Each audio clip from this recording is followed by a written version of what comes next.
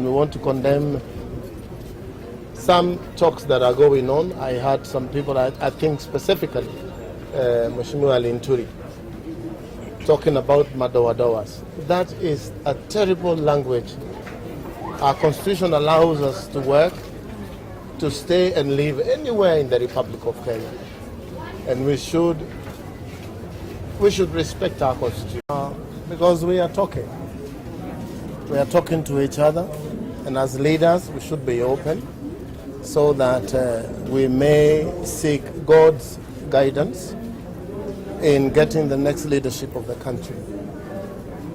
I know you people have been saying this is a two-horse race, and I want to tell you it is not.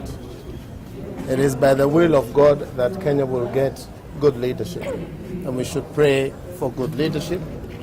And I think those of us who think alike, those of us who are leaders and not politicians, we should seek God's guidance to be able to lead Kenya as leaders, not as politicians.